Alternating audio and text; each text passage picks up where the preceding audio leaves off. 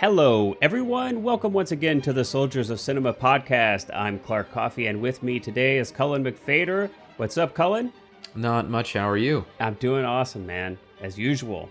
I mean, well, mostly. Yeah. I think I usually am doing pretty awesome. I mean, Hey, like summer's anybody coming else. around. It's like anybody else. I got my ups and downs, but hey, whenever I'm doing this podcast, I'm like usually in a pretty good mood. So It's a nice break from the bleak, mundane, bleak, existential mundane. life. Hey, are you pulling like a Herzog now? Well, yeah, we've got connecting to our roots. We've got to keep to our roots. Yeah, exactly. Yeah. It's like, so we hope then that here in our episode number 37, where we're going to be discussing Bong Joon-ho's 2003 film, Memories of Murder, which was selected by Cullen, we hope that we can provide for you a little bit of a break from the mundane and the existentially, just the suffering that we experience in our life. Hopefully this will be a little ray of sunlight. I hope so. Yeah, exactly. Oh my! That's our goal. That's our goal. So, dude, let's just jump right in.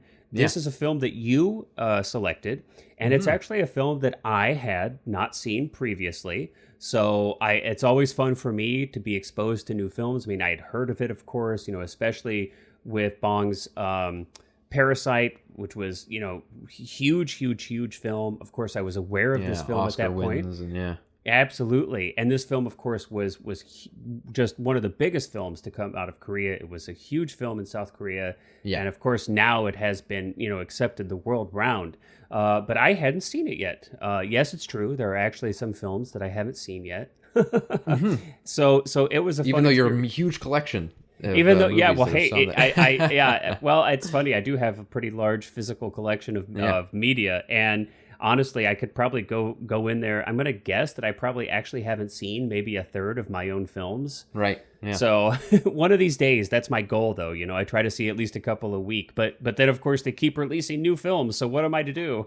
Just put a hold on it all. Just put a hold on it. We get it all figured out. Yeah. Yeah. So this movie is. I mean, it's funny about this movie is that it's kind of lauded by a lot of Western filmmakers. Like I know Tarantino says it's one of his favorites. Guillermo del Toro really loves it. There's a lot of and Fincher specifically, pulled a lot from this movie when he was doing Zodiac. In fact, this movie was a direct inspiration for the way that he approached Zodiac. Yeah.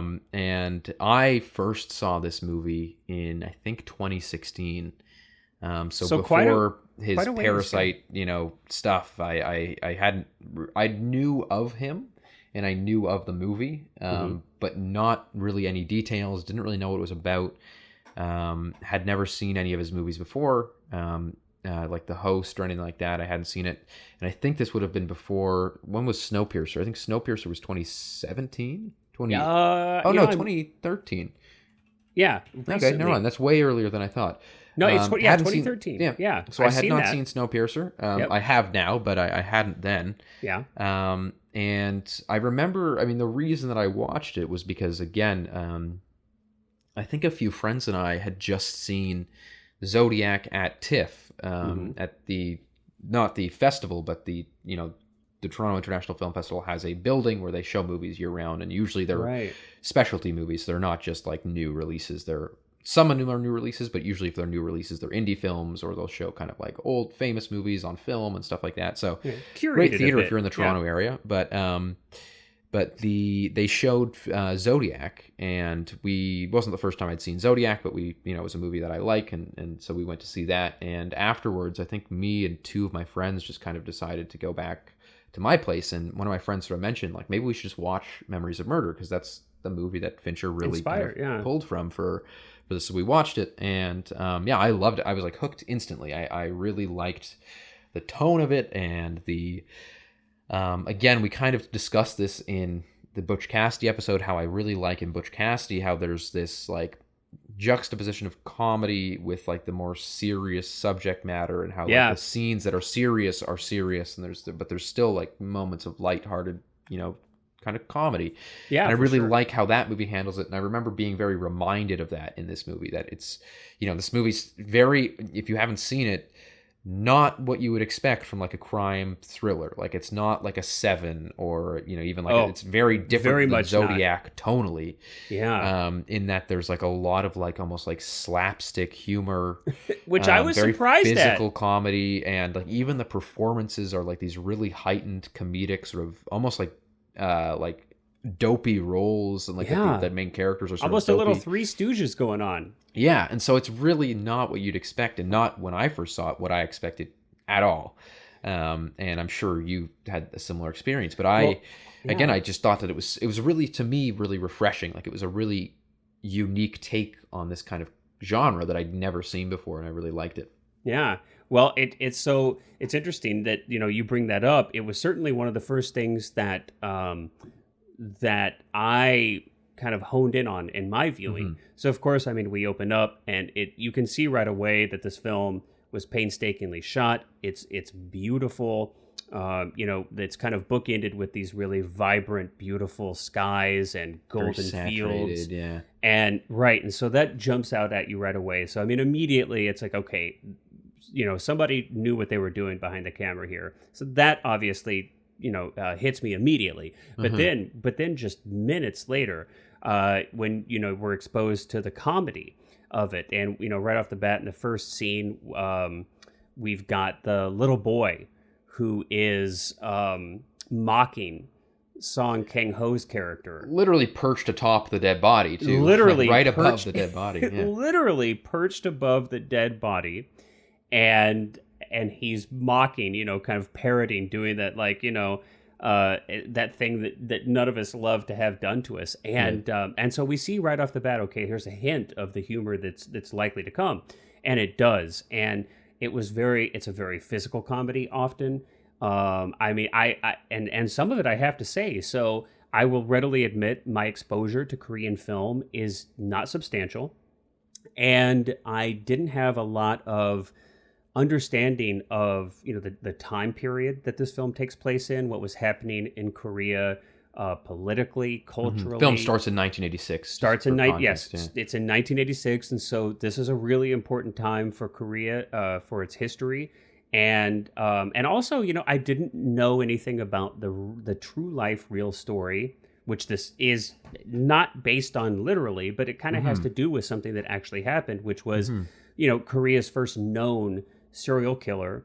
And it's like an embellished version of that story almost. Right, yeah. it's a fictionalized telling of that, but it's very much a real thing. And if you lived in Korea, if you grew up in Korea, then you would know about this. I would imagine in the same way that if you grew up in the United States, you would know who Ted Bundy was, for example. So I didn't have any this cultural background. I didn't have any of this historical background to bring with me into the film. So unfortunately, I was kind of always a little bit worried that I was missing nuance, that I was missing subtleties in the storytelling.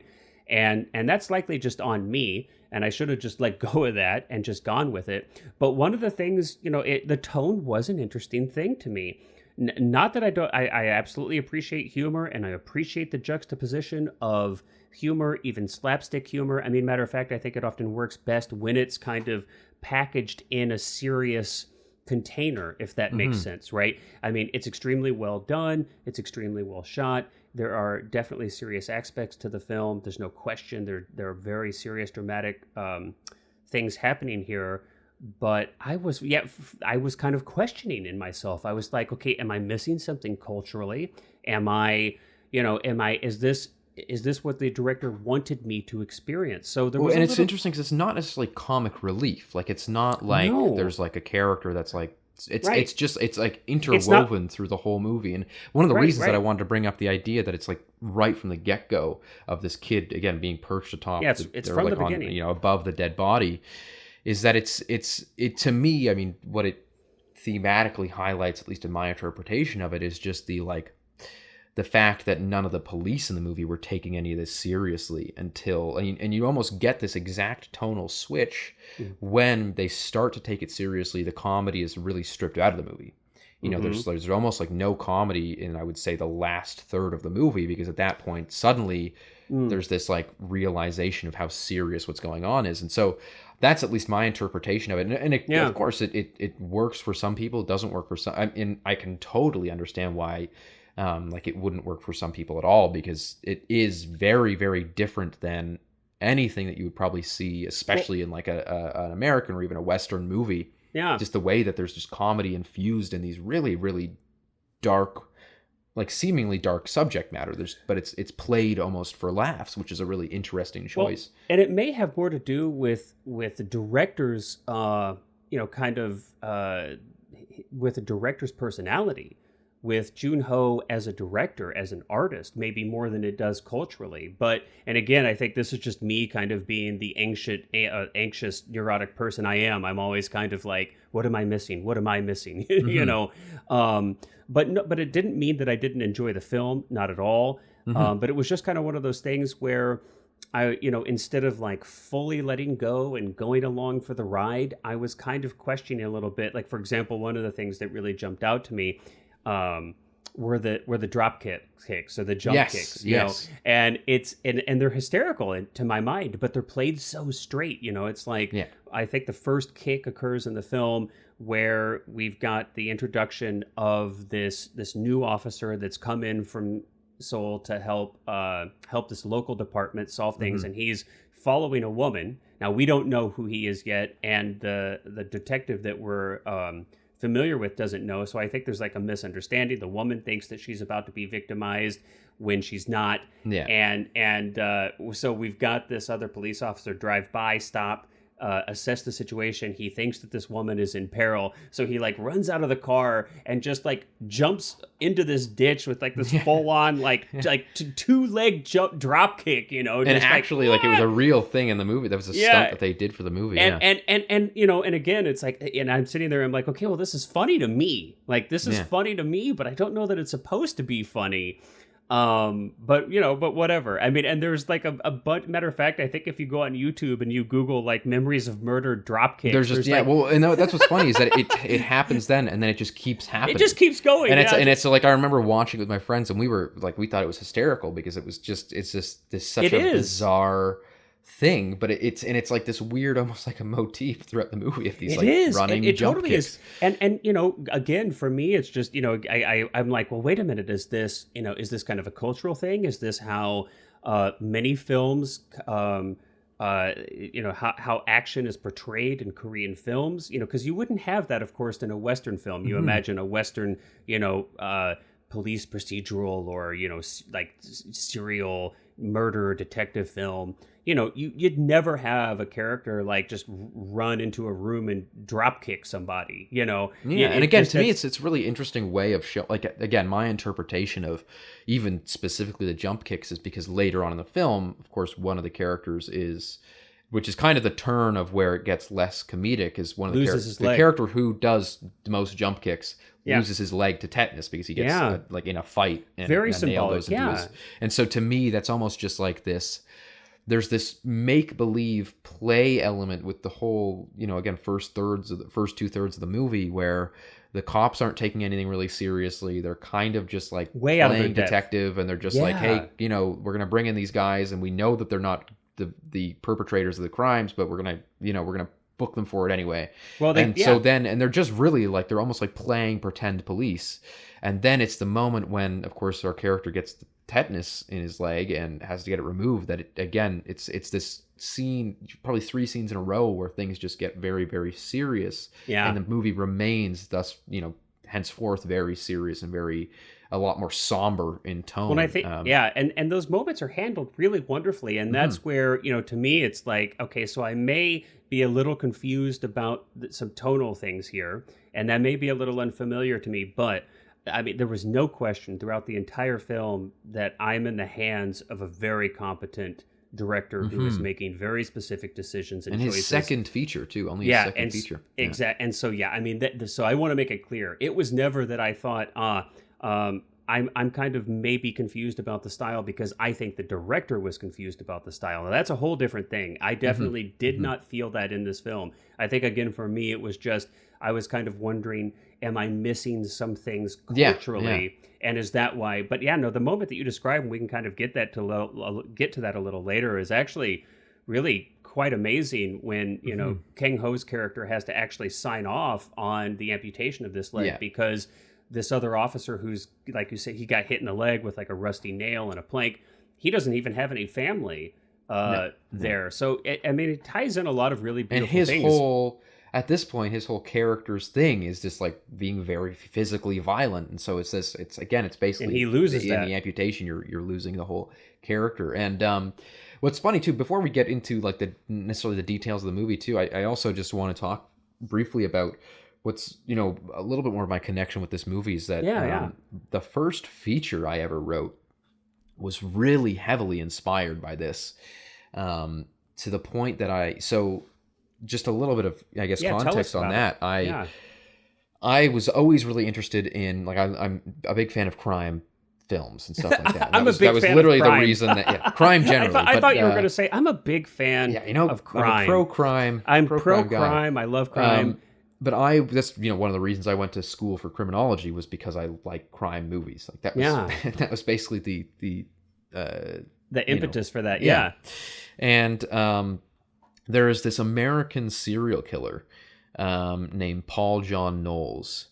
And he's a very different type of serial killer in that he wasn't this guy who like went out and stalked his victims, kidnapped them, put them in like a hole in his basement or something like that.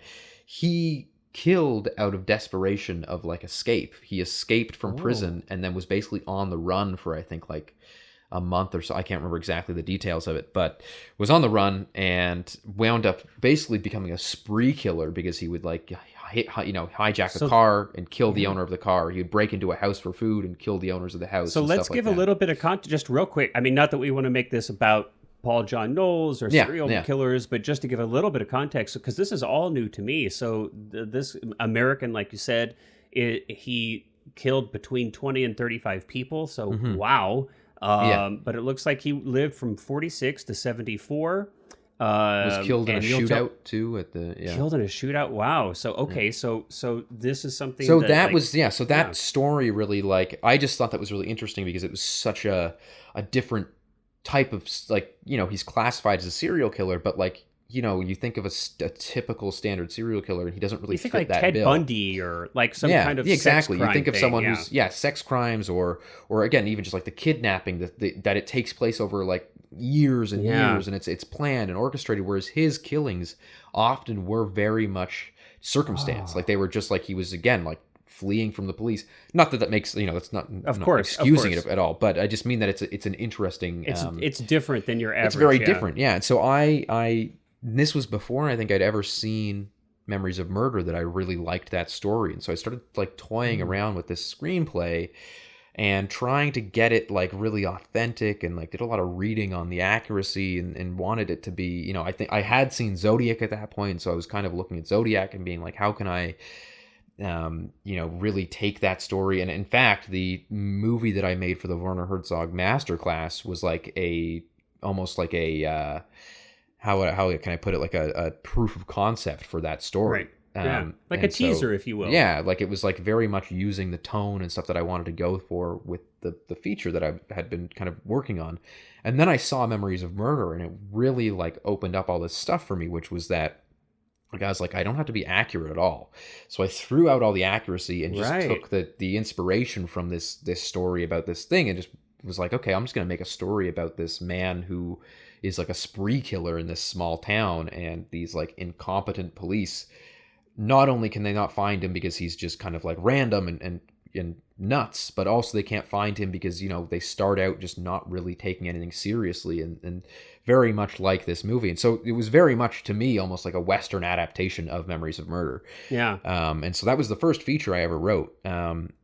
Nice. And again, very, very heavily inspired by Memories of Murder, both in tone as well. Like there's a lot of, you know, I included a lot of that kind of comedic elements that aren't, again, straight up like jokes being told or you know, just that like actual comedy, but rather just kind of a satire. Tonal comedy. Yeah. Satire, very much. Yeah. So that's kind of another connection that I have with this movie that I think is really interesting, that it kind of inspired the first feature I wrote. Wow. So yeah, I mean, so this film means a lot to you. I mean, if it's inspired your first feature, that's big. I would call that a big Now, not deal. the feature that I'm making right now, because the feature that I wrote would have, you know, Yeah. costed a lot more money, but Well, yeah, it was the first one that maybe I'd ever written. maybe And you'll be finished. able to produce that one here Let's at some hope. point, though. Yeah. Well, let's talk. I mean, let's Yeah. talk a little bit more about that. Let's talk about some of the themes. Yes, You know, yeah. and kind of the satirical nature. Some of the themes that we saw, at least in the film. I mean, one of the Yeah. things, first and foremost, I mean, it seems so prominent in the film, are the way that the police are shown here. And you've got a combination of total incompetence to the point where, I mean, like you said, it's like ridiculous. I mean, it's laughable. These police are so There's no inadequate. like moments of like, you know, investigating a crime scene and like finding a clue. It's all Not where just anything goes they're well. just like, I know who this is, and they pull him into an interrogation room and just beat him And till he then just confesses. Yeah. and it's so clear. I mean, it's almost always very clear to the audience that, you know, the person that they're interrogating and beating. So not only are they incompetent, but they're brutal and operating above the law and illegally. I would hope, and I think that's part of what this film is kind of trying to speak to and show. And I think in the 80s, I mean, police brutality is a problem probably everywhere there are police to some degree around the world. But I think especially at this time period in Korea, it was especially an issue.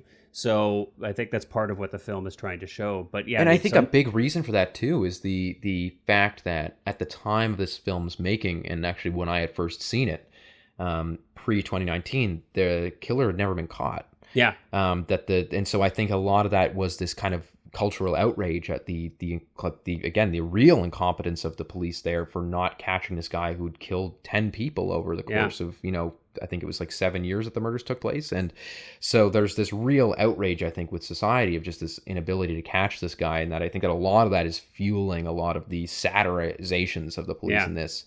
And of course, as I said, in 2019, the killer actually confessed. He was already in prison for murdering his wife, and wound up confessing to the rest of these murders. So that was what was very interesting, again, was that I had first seen it and never knew. Well, in the ending, that has a that. big deal. That has and we can, when we get to it, we can kind of talk about it. But yeah, I mean, that has the fact that the killer had not yet been found.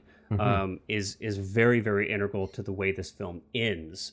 Which is a pretty amazing ending, frankly. And again, one of my another very favorites. similar thing to Zodiac as well. In the way that this film ends and that film ends, kind of with like a question rather than. But we'll get into like you said, we'll get into the ending.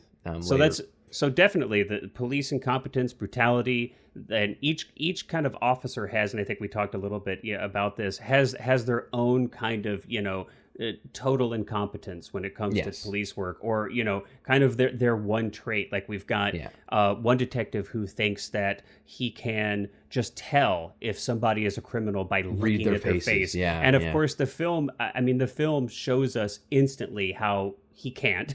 I mean, it's like one of the first things we see in the film. So it's like, okay, this guy's so convinced that he's got these shaman eyes and he can just look at somebody. You know, we've got another detective, like we talked about, who just uses physical violence. He's got this this like slip cover that he puts over his boots so that he can stomp somebody. So he can stomp people, but not show any, like, you know, outward not leave physical, scratches. Not leave scratches, right? I mean, your spleen may be squashed, but, you know, you won't have a scratch on you.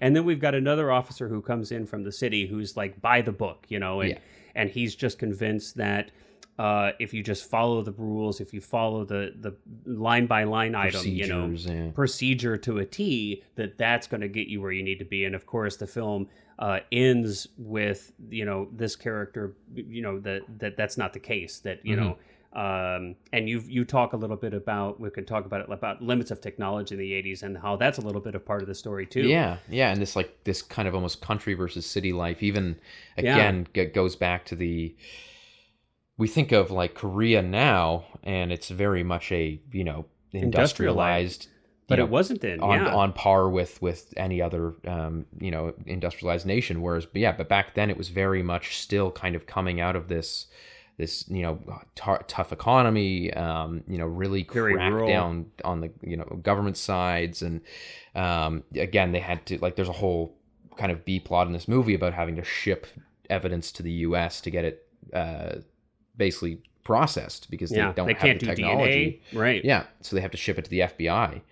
So yeah, there's a lot of almost like motif of that, of like just like the or even just the not only the technological incompetence, but just the incompetence of like how slow it all is. Where they'll, there's another element of the movie where they're trying to get postcards from a radio station, and that there's just like what's really again interesting about this movie to me is that there's just like every single person in it is incompetent, with the exception of like very few characters, and that those few characters who aren't incompetent, one of them being the police woman, who actually has the idea of tracking down this postcard, which leads them to kind of their prime suspect.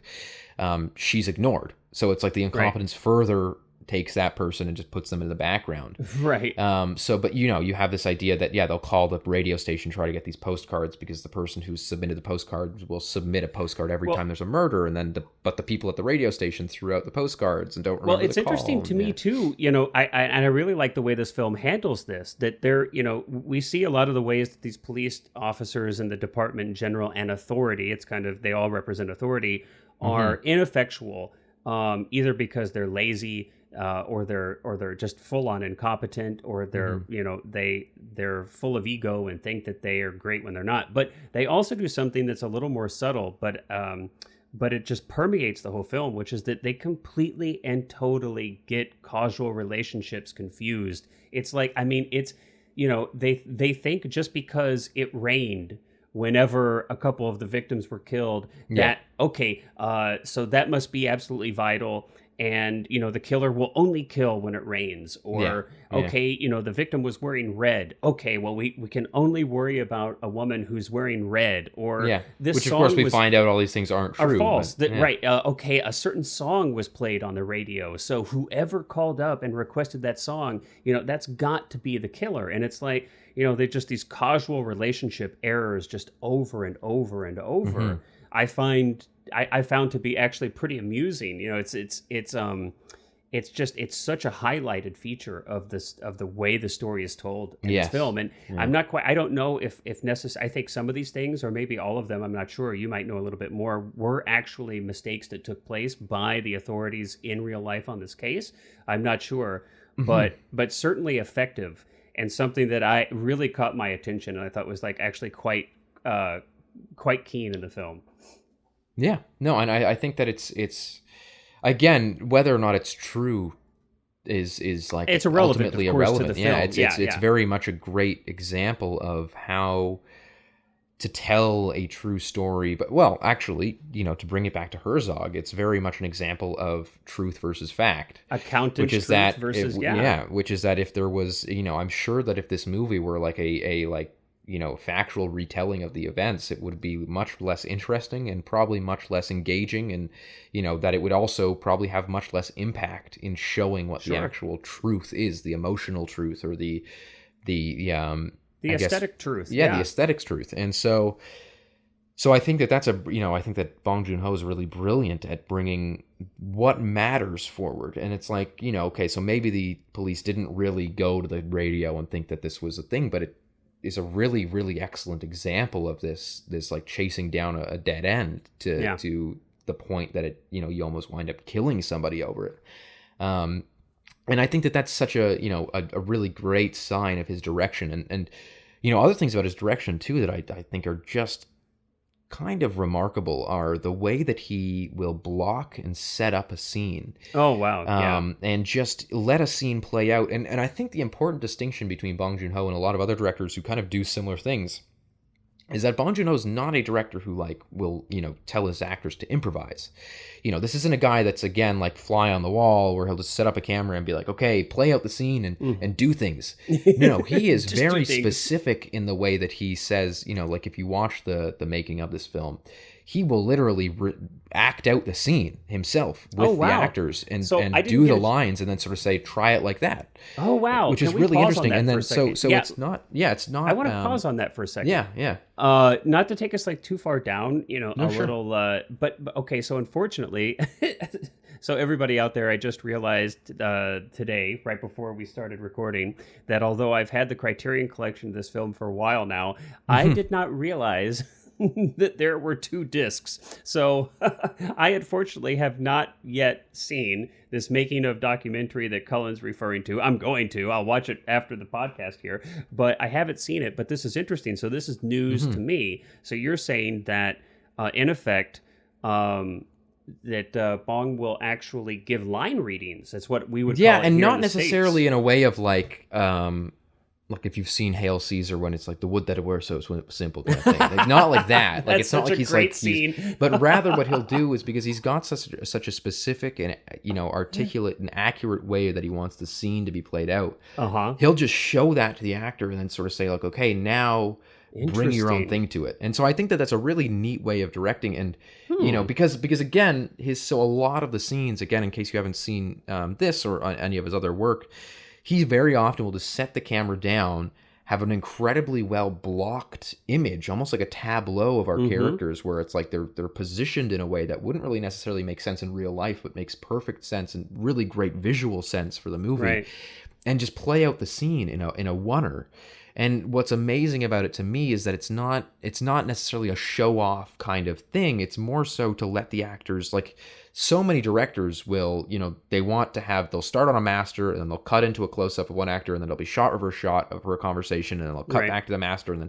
But what that does, at least for a lot of both actors and I think for the audience, is that it divides up a scene and makes it seem so orchestrated. Whereas what Bong Joon-ho does, and I think again is like an incredible show of his talent, is that he'll just let the scene play out in a oneer. And so again, it's not about letting the actors improvise and like come up with stuff on the spot and have them like jump out of their chair if they want to, but rather it's just about them almost like theater. And which makes sense because a lot of these actors were theater actors. Yeah. But letting them play out the scene so that it just sits, like that you just experience the scene as though you're there, as though you're with them. Well, I definitely showing noticed that. explicitly, what people need to be looking at, or like, it's really interesting. So definitely stood out to me as well. I really appreciate that. And you're right; they're not, Boogie Nights or Goodfellas oneers. They're not, generally these really flamboyant. I would call them kind of like flamboyant. No. They're actually, for the most part, fairly seamless. But you've got these wonderful scenes, whether it's, the detectives at a table, drinking at a hostess bar, or there's actually quite a few scenes here where he just lets the conversation unfold, and the camera's kind of taking it all in. Some of these shots, the camera is quite wide and there's no recomposition kind of necessary. For example, when the detective from Seoul comes in and they're kind of introducing each other, and it's the first time we see all the detectives in one scene or in one location, and kind of the awkwardness and kind of confusion and kind of, they're feeling each other out and don't know who each other, so, there we in the scene when he gives No-Shik Park, who is the kind of like the kid that's got kind of the facial scarring, there's that moment when he gives him the shoes in the restaurant that his father owns, and it's like that scene too is just this like, it's like a 3.5 minute scene, just wide, just sits on a wide lens, just with this like theater. It's like you said, just like theater. But then you've also got scenes where he does move the camera, he does recompose, refocus. There's some amazing close-ups in this movie, and it works so well. So, and I think that's the thing though, is that I think it's like sort of like a, of course that's the effect of it's the same thing with sound, which is that like, if you want loud things to sound loud, then you make everything else quiet. And in this movie, I think that's why the close-ups in this movie have such intimacy and such intent, and that they're so, the close-ups have such a punch to them, is because so much of the movie is played in these wide, really long tableau-like kind of theater-like settings and scenarios, that once you get this punch in on these actors' faces, it's like, wow, geez, like you really feel their performance and you really feel the like emotion of those moments. Yeah, and there's not a lot, and just and at least I'm not remembering as such, but not only is he's very sparse and particular and specific with his usage of close-ups, but we also don't have a lot of like inserty stuff in this film. No, not at all. And basically, an insert is just a close-up or extreme close-up of something other than a person's face, right? Yeah. I mean, in just the most fundamental kind of way, and you know, a lot of times in a procedural or a supposed police procedural or kind of crime thriller like this, you've always got, right, because there's always so much detective work going on. And Yeah, so so when you've there's a got to lot of have, yeah. detective work going on, you've always got a lot of inserts of, you know, and there's not a whole lot of that here. No. So when the camera punches in on something, it really, really, really stands And out. there's moments, like a lot of moments actually, where the actors are looking directly down the barrel.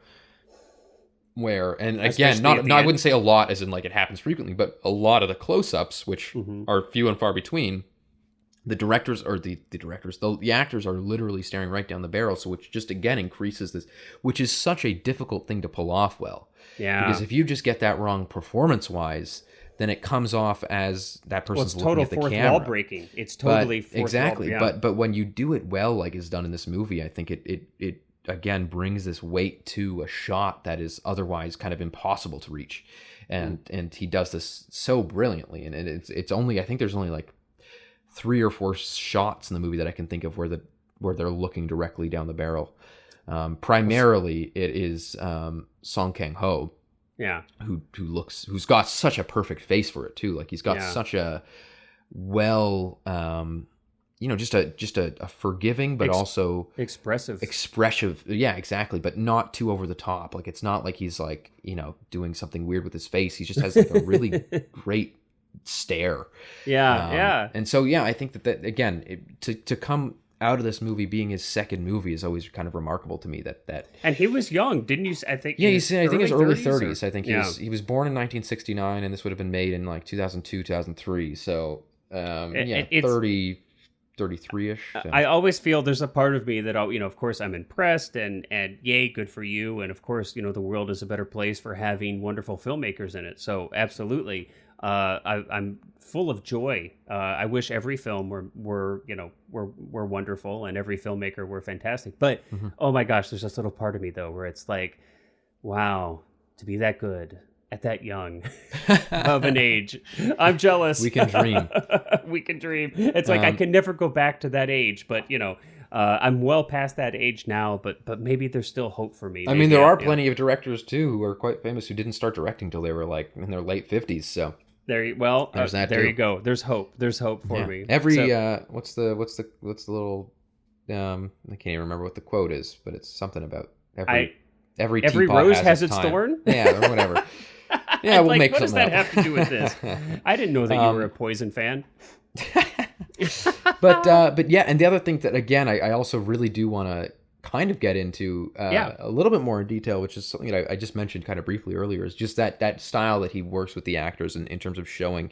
And I do really, for people who like maybe listen to this podcast who aren't directors or who haven't worked on films or aren't actors or something like that, it's usually kind of a taboo to show an actor specifically. Well, that's what I was going to say. Yeah. And it's like, it's kind of one of those things that like, especially actors don't like it. But I think the way that he approaches it, and again, it's difficult to describe because he's got such like a subtle way of doing it.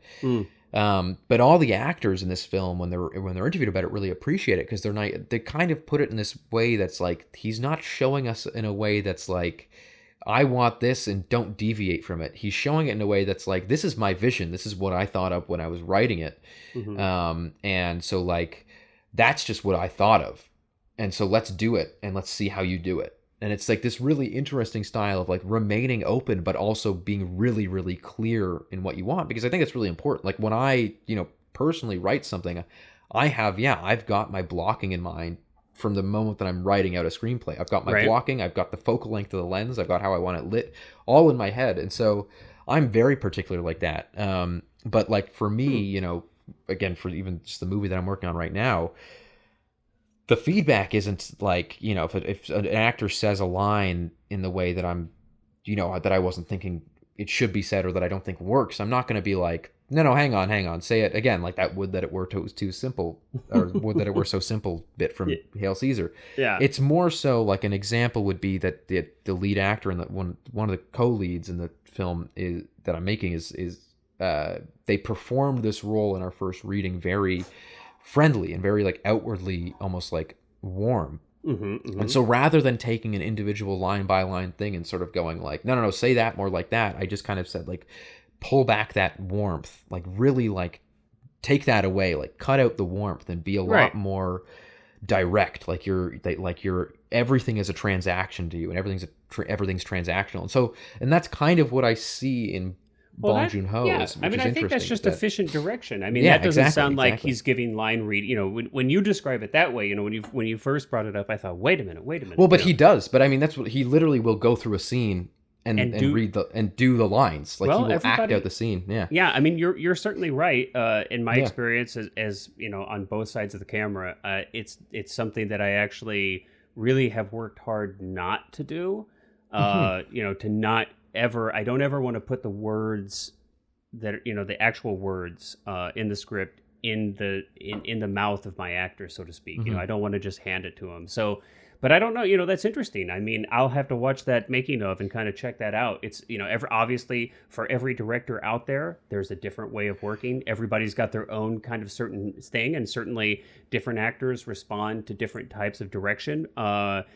That's And I think really that interesting. what I think is so unique about it, and what I think the reason that I think it works so well is that when I first saw this movie, I also hadn't really seen a lot of South Korean cinema, Hmm. and so I was sitting there thinking like, is this just like, is this just like this tone? Is this just a really popular tone in South Korean cinema that like the Right. actors kind of play things? And then when I watched this behind the scenes, and as I of course have seen more, Yeah. films from South Korea and realized that that wasn't necessarily the case.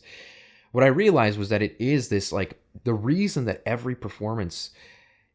actor is giving this like specific type of performance that's not necessarily like what you would naturally read it as if you were to read the screenplay of this film. And I think the reason that is, and why they all like mend so well together and they've all got this really direct vision, is because of the way that Bong does that. And he almost treats the actors the same way that he would treat the visuals, which is that he has a very specific artistic vision on the way that he wants these things, delivered. And again, not in a restrictive way, but rather just in the way that he's like, I want to take this tone and I want the tone to maintain both through the visuals and through the storytelling and through the performances. Yeah. And so he gets every single actor in his film to approach the role in a really similar way, in this way that's like heighten it and like add a little bit of comedy in there and really make everything exaggerated and almost again slapstick. And there's so many like moments where someone's just like slapped in the back of the head for saying the wrong thing or something. So I think a lot of that, again, which was when I first saw this movie, I was like, is this just like this really neat way that South Korea has adopted filmmaking, or is this? But no, it's not. It's actually just Bong Joon-ho's style of direction that he, and it's a lot more. If you've only seen Parasite and haven't seen Memories of Murder, haven't seen any of his other movies, you might, sort of see that in Parasite, but it's a lot more subdued in Parasite. I think this movie is a lot more exaggerated in the way that like Parasite is, I think, played a little bit more straight. It's played a little bit more real, whereas this movie is not. Like the way that people act in this movie is not grounded. It's not, it's not like a I highly doubt that the real detectives in this movie were, or in that the film is based off of. Boy, let's hope not.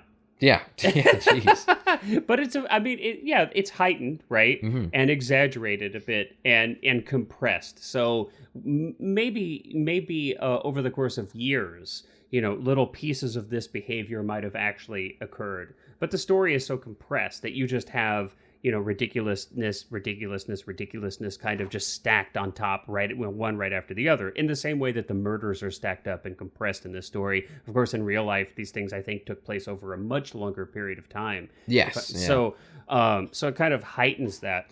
But the film appears to take place over about a year, and the real murders took place about 6 or 7 years, I think. Yeah, so it was quite like 86 compressed. to 91 or 92, and the movie doesn't. There's only 2 title cards for date in the film.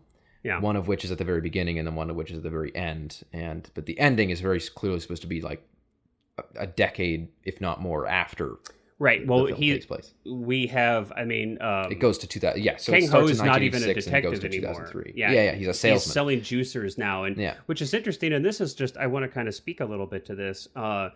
In one of the commentary tracks, this was pointed out to me, and it's an example of how the subtleties and nuance can be lost if you don't have a deep enough kind of cultural historic understanding. So in the final scene, or near it, where we've got the detective. He's in a van, and it's filled with boxes of juicers, and it's clear that he's now he's like with his family. He's actually now married the woman that I think was a prostitute in the beginning. She was sort of like like a nurse that was kind of like I guess slept with her per patient. She was like a in-home nurse that would. Yeah. So even that's a little bit hard to know, right? Because I mean, so maybe it'd be very clear, maybe there's just some cultural differences with kind of prostitution and how that might look. But at the end of the film, it's clear that he's a salesperson, and you're like, oh, okay, well, he's just no longer a detective; he's a salesman. Okay, great. But the huge difference here is that in that country, so much had changed economically that there was even a market for juicers. That was even a thing. It's such a stark contrast from going from like this like farming, everyone sort of looks poor and kind of miserable, and everything again is desaturated bleach bypass.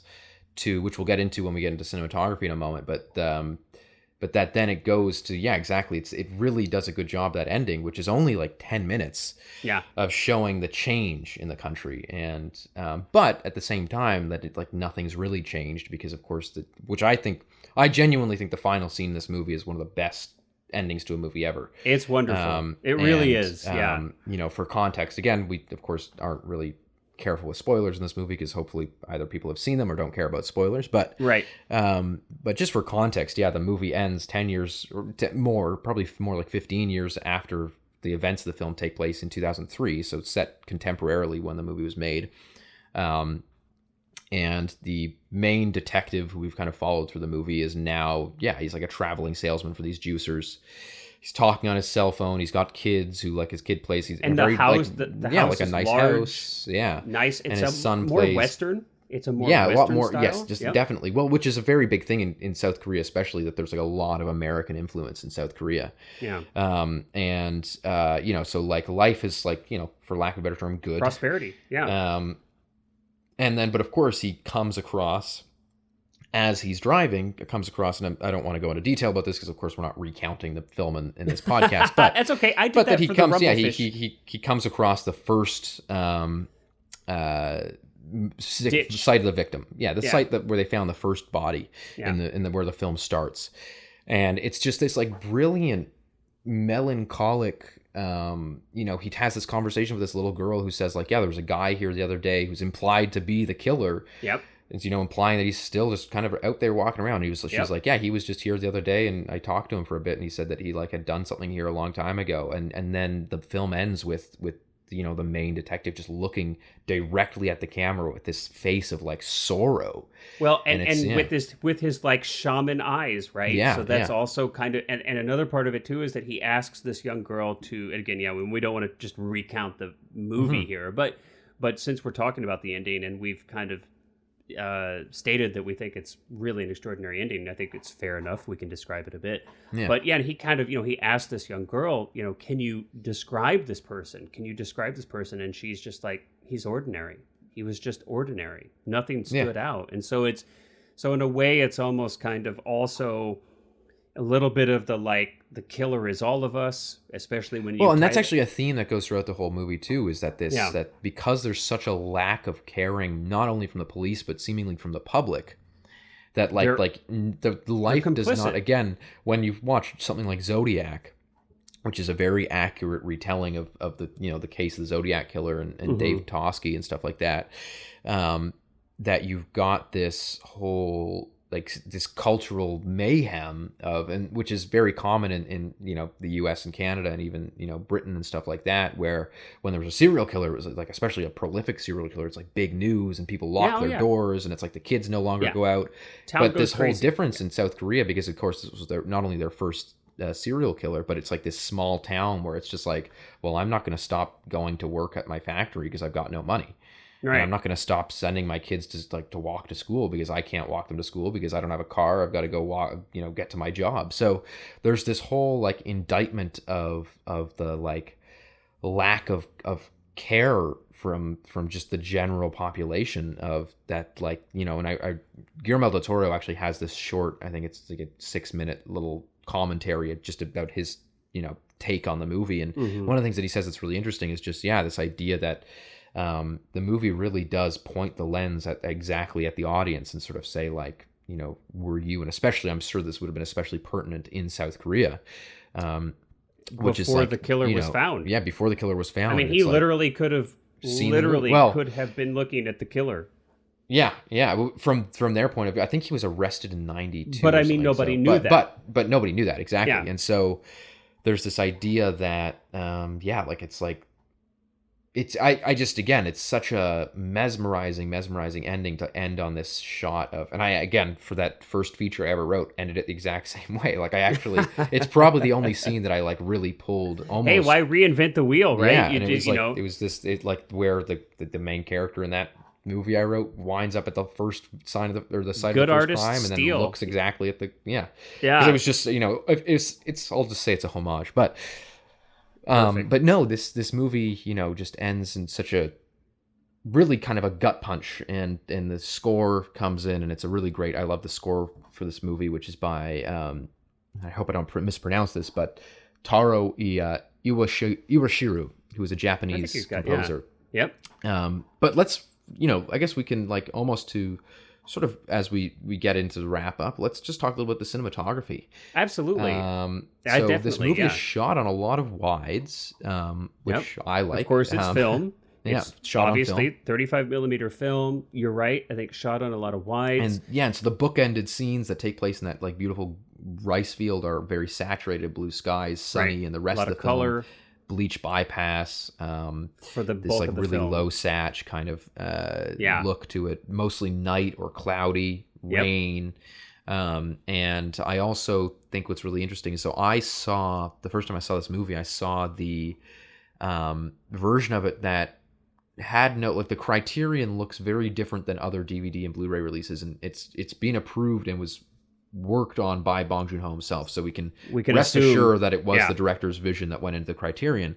Right. But what I don't actually know is, were the film prints more similar to the old, was it just a lack of availability of, like, good color software? Well, let's describe the difference a little bit. Yeah, in so, just more detail. Yeah, I mean, so the bulk of the film, where we're in the 80s and the investigation's taking place, where all the action takes place, is, and this is the only version I've seen, so I'll kind of describe as it exists in the Criterion Collection. But yeah, you've got, it's bleach bypass, it's very desaturated, very much muted colors. You've got almost an underexposed feel to everything.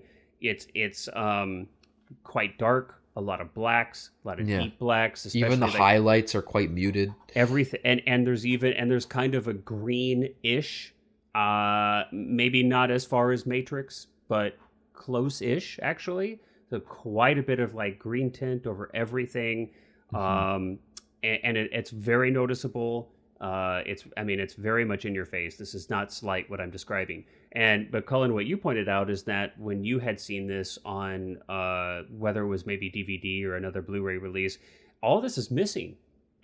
All of this is missing, and I've seen some examples online now that you shared with me, and it's, like, shocking how different the other releases. Yeah. I mean, they must have had no input from the director. I don't know what. Well, they were doing. again, because either that, or what's interesting too is that because color grading software and color correction software has come so far and just in the past decade, so there's also the chance that when this film, when it came out, would have been finalized on film.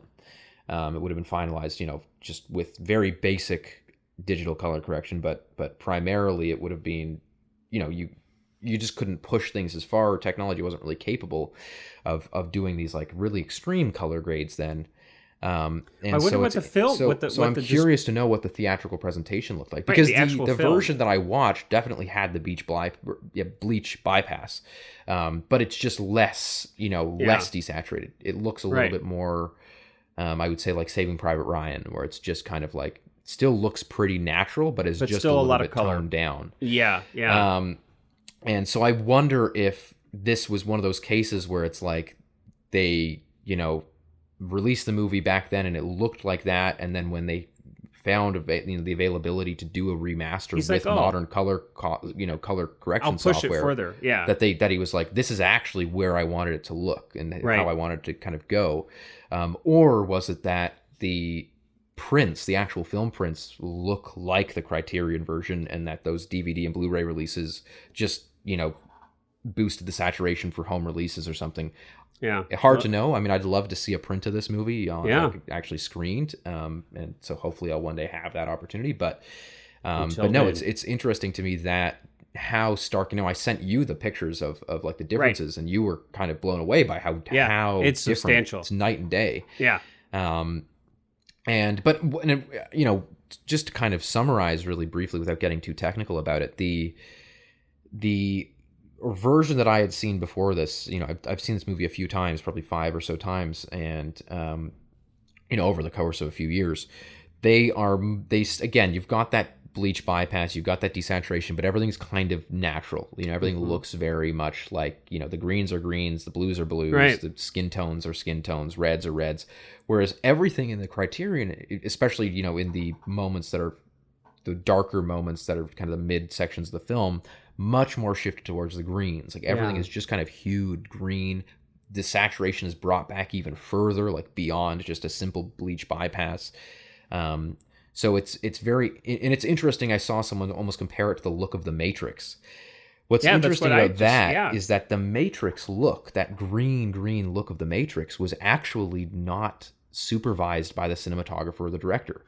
If you saw The Matrix in theaters and then you watch The Matrix on 4K now, the HDR 4K, which was actually supervised by the cinematographer, it's not supposed to be so green. It's not supposed to be so green. And so I think it's funny that everyone thinks of that as the Matrix look when initially the Matrix wasn't supposed to be so... Yeah, it's much bluer. Yeah, so it's interesting. I mean, we don't want to make this about the Matrix, but it's all related and kind of interesting. I mean, so I did watch the Matrix in the theater. Of course, I did this when did this come out? Like 90s? 99. 99. Yeah. So I did see it in the theater. I saw it 22 years ago. I couldn't remember for the life of me what it looked like in the theater. But I definitely, I've got these Blu-rays, and I'm sure I've seen it several times since, and everybody just associates green and Matrix. I mean, obviously green does actually play an important role. The green is computers and stuff. Great. Yeah. And it's the color of the code. I mean, if you look up like Matrix, how to get the Matrix look on YouTube, you'll get a tutorial that just is like shift it in green, basically. But a huge part of that, it sounds like, was actually not the Wachowski's vision. Yeah, or Bill Pope, the cinematographer. Bill Pope's, yeah. But it was actually... So do you know what happened? I think it was likely just to get... I don't know if you remember, but when Blu-ray started coming out... Yeah, bye-bye. There was a whole bunch of these. They did it to Jurassic Park. They did it to the Matrix, where they were, I think, to like make the Blu-ray look so much better, they would push the colors in like really weird directions so that when you had the side-by-side, it was like...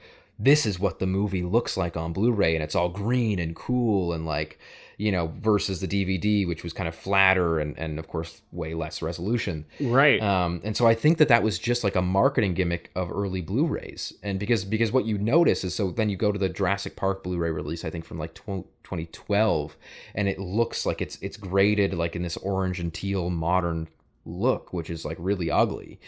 And it wasn't until I think later on that they released the Jurassic Park Blu-ray without any of the color grade. So I think it was just kind of a marketing gimmick on Blu-ray's behalf, or at least on these studios when they were releasing their movies, like kind of re-releasing on Blu-ray, to be like, look at how different this looks. And I think a lot of that also is because I don't think, Blu-ray started coming out around 2005. Right. Not a lot of people had HD TVs then. Right. So I think that to push it beyond, like even if you put a Blu-ray on an HD TV or a non-HD TV, it's just going to look the same as a DVD, basically resolution-wise. Right. So I think a lot of this was just kind of trying to get people who were, who still had standard def TVs, to get them a reason to buy Blu-rays. And it was just like, look at how cool the color looks. The first discs always stink, right? Yeah. So, when DVDs first came out, well, we had that conversation with Butch Cassidy. Like we had it right. Transfer on that is like really not great. Transfers are horrible, and you've got just the technology. I mean, they didn't even have like anamorphic widescreen on the first DVDs. Yeah, you've got. I mean,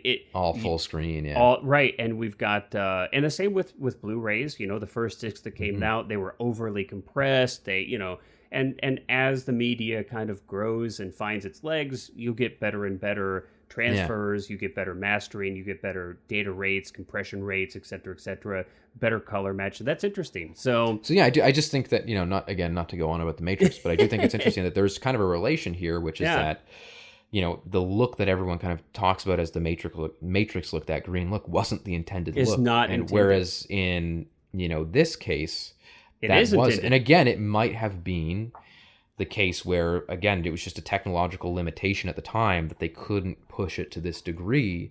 And then now that, in the past 10 years, again, there have been such leaps and bounds made in post-production software that suddenly Bong was like, okay, this is actually, finally, we're able to push this to the direction that I want to. Yeah, he pulled a Lucas, potentially. In you look the at Lord UHD of the Rings release, too, and they all, every single color pass on each Lord of the Rings release is completely different from the previous one. Yeah, I could just imagine a couple years, the 4K UHD release for this film. Mm-hmm. We're going to have CGI characters. Either CGI or it's going to go back to the way it used to look. We'll have like Jabba the Hutt will be like a CGI Jabba the Hutt will walk through the background in one of the scenes. Mm-hmm. But, just to wrap up, the film is very grainy. It's very low-key lighting, lots of fog, lots of rain. And I think it's a really beautifully shot film, both in terms of like framing and the movement of the camera, but also just in terms of the color. And with or without, I always thought the movie looked amazing. Yeah. Even before I'd seen the Criterion version with the new color, the movie just looks incredible. And it does. It's a testament to the power of film. But it's, cinematography aside, even, I think that the movie's great. I think that's a pretty decent place to wrap, though. Unless there's something more. Only to say that I appreciate you bringing it to my attention. I really enjoyed watching it and kind of studying it over the past couple of days in preparation for this podcast, and I've really enjoyed discussing with you here. And so hopefully it's been somewhat entertaining or informative for the audience out there. And I look forward to doing this again with a new film in another week. So until then, everybody, have a good one. We'll see you soon.